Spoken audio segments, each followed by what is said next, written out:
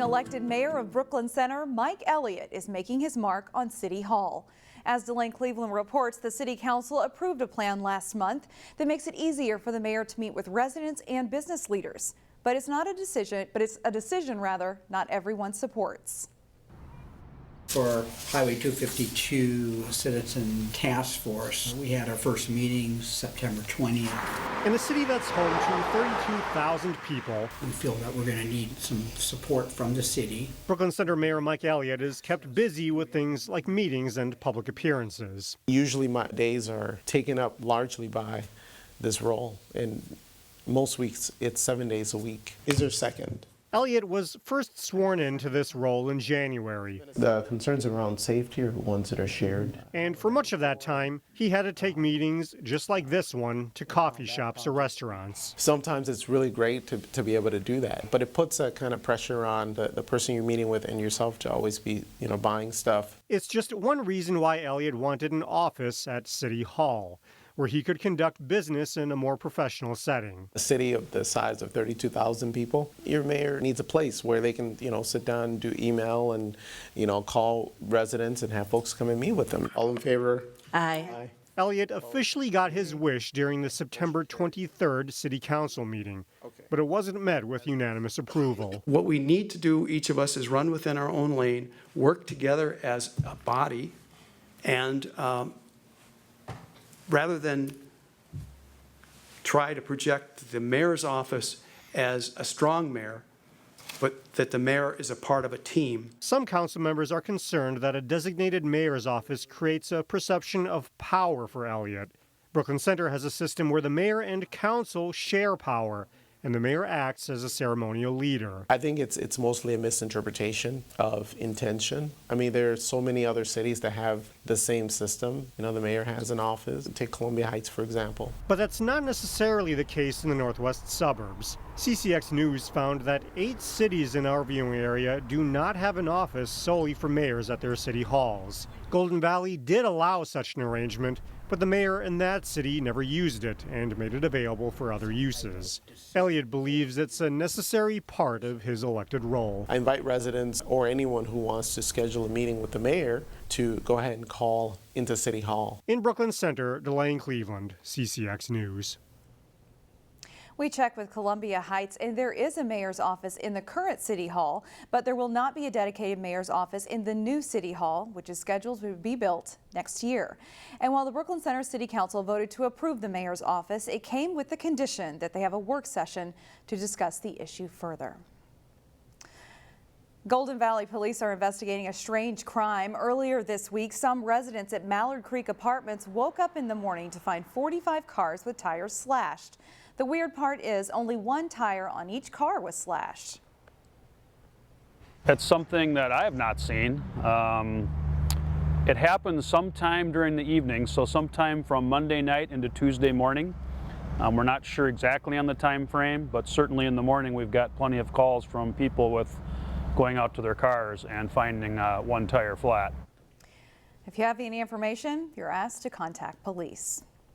Twins fever is running high, and one area school is celebrating. The C School in Golden Valley declared Friday Twins Day.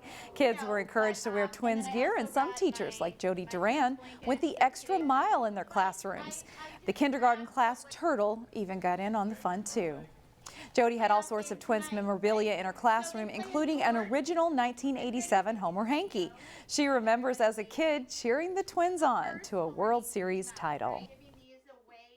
It's fun to still now be able to share that passion and the joy that I have for baseball and the Minnesota Twins with my fifth graders. Twins fans were out in full force Friday morning at the Cub Foods in Crystal to buy the new Homer hankies. This year's version is bright red with the phrase Bomba Season etched on the front, paying tribute to the team's record-setting home run total. The hankies are $3 a piece, and you can only buy 10.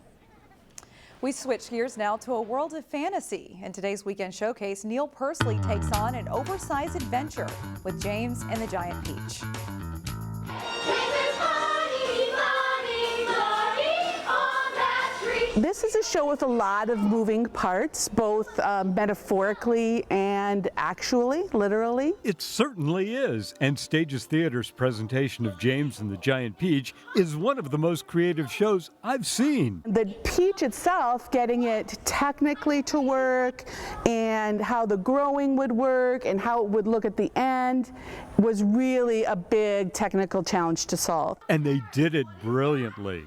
In the story of James and the Giant Peach, the main character of James starts out the show in an orphanage, but then is adopted by his two aunts, who are horrible. His friends become bugs, and through imagination and magic, he takes a journey on a giant peach. When I'm this plump and juicy, I don't mean to flaunt it, plump and juicy, but you know I plump and juicy. John Schumacher, who plays James, always gets feedback after the show when the cast goes outside the theater to meet the audience. They say that they like plump and juicy because it's really funny, and when the aunts get smushed, like I'll ask kids what their favorite parts are, and then they'll say when Spiker and Sponge die. Once again, Stages was perfect with their casting and excellent in their execution. To see a giant peach carry 4 insects, a giant worm, and a little boy on the adventure of a lifetime, get down to Stages Theater for their production of James and the Giant Peach. For Weekend Showcase from Stages Theater, Neil Persley, CCX News. James and the Giant Peach runs through October 20th at the Hopkins Center for the Arts in downtown Hopkins.